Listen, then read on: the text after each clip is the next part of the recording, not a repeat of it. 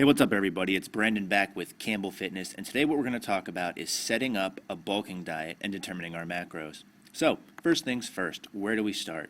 Well, when we talk about bulking, what we're going to be talking about is going into a caloric surplus, because that's the basics behind gaining weight and gaining muscle. Now, in the past, we've talked about going into a cut and focusing on being in a caloric deficit.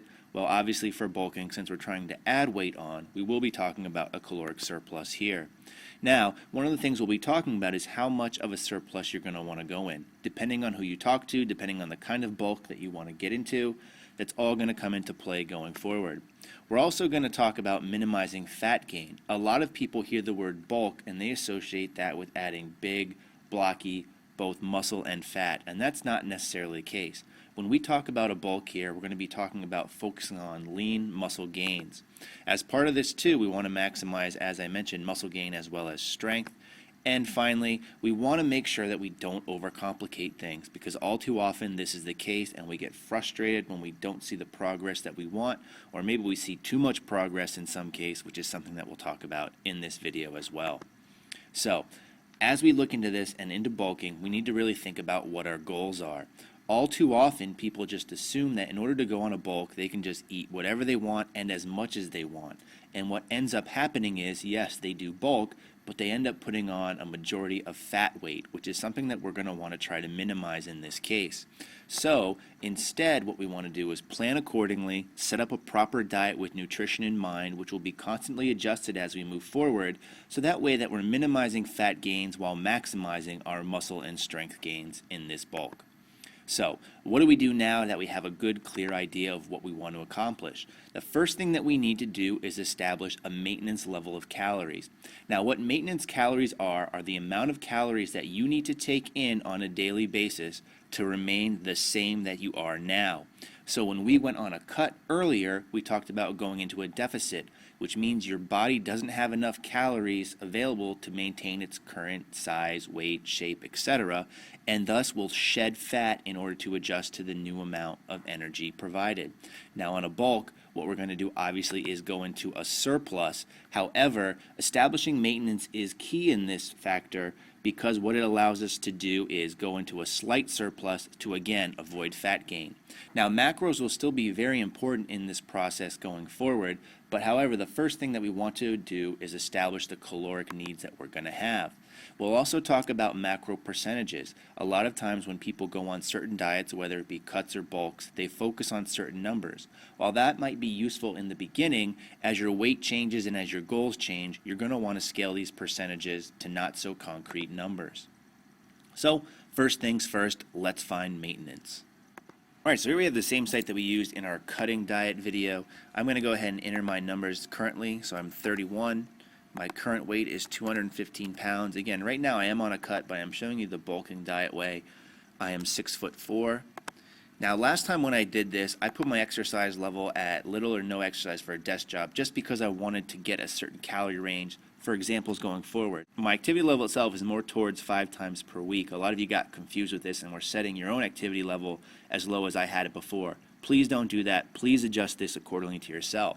I'm then going to simply hit calculate, and it gives me a maintenance level here of 2,974.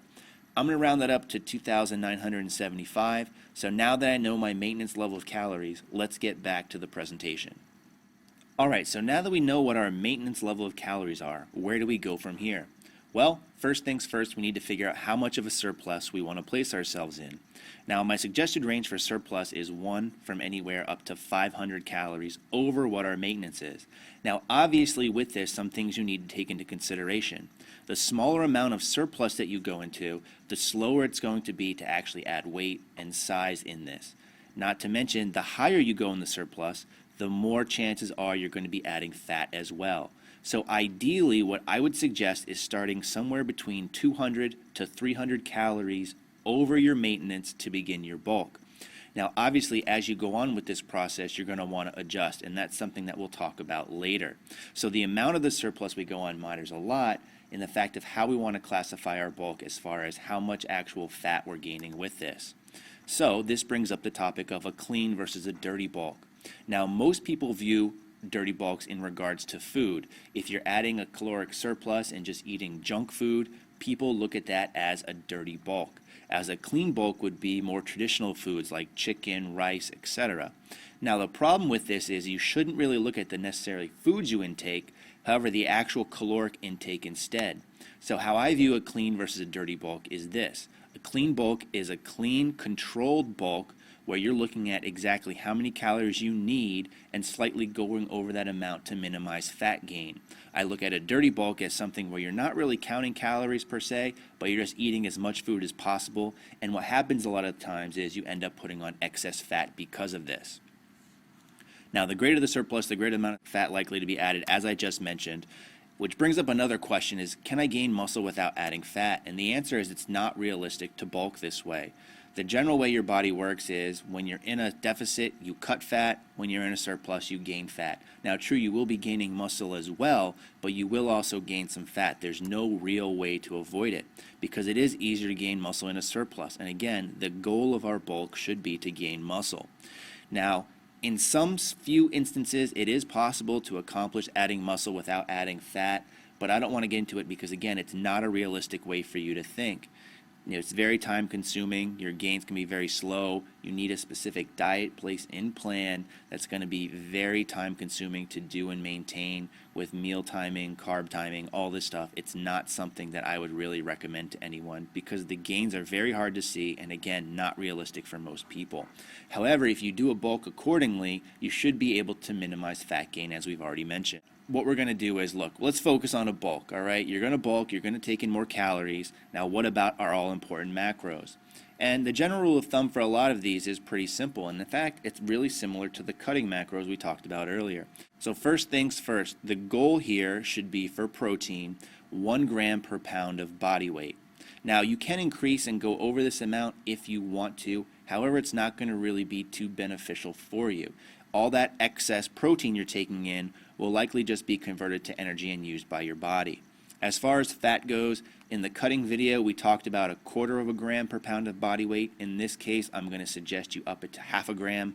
Again, you can go above this if you wish. Some people respond differently to fat intake, but I'm going to set the bar at about 1/2 gram per pound of body weight. So that leaves us with carbohydrates. And just like with the cutting video, once we establish our caloric need, what we're going to do is fill in the remaining available calories with carbs. So let's take a look at myself. So from the calculator before, we saw my maintenance value was about 2975. What I'm going to do is increase that in the beginning to start at a 3,200 calorie diet. So a bulk in excess of a little bit over 200 calories or so. So my protein intake based off my current weight is going to be 215 grams. Again, 1 gram per pound of body weight. My fat intake is going to be 107.5, which I've rounded up to 108 grams, again, based off of body weight. So far I've used 1,832 calories of my 3,200 calorie diet. And the way I break that down is 860 of those calories come from protein because I'm multiplying the protein I take by 4 calories each. And I'm also getting 972 calories from fat, multiplying that 108 times 9. So that leaves me with 1,368 calories available for carbs. If I divide that number by 4, since each gram of carb contains 4 calories, I get a carb intake of 342 grams.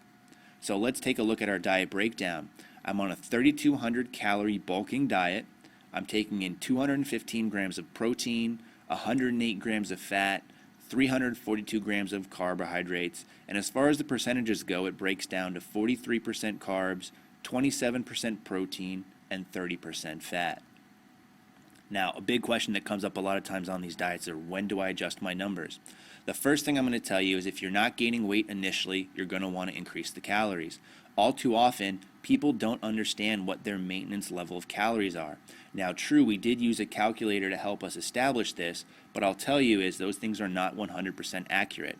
So you might need to play around with it a couple weeks until you find the amount of calories that you can take in without adding or losing weight.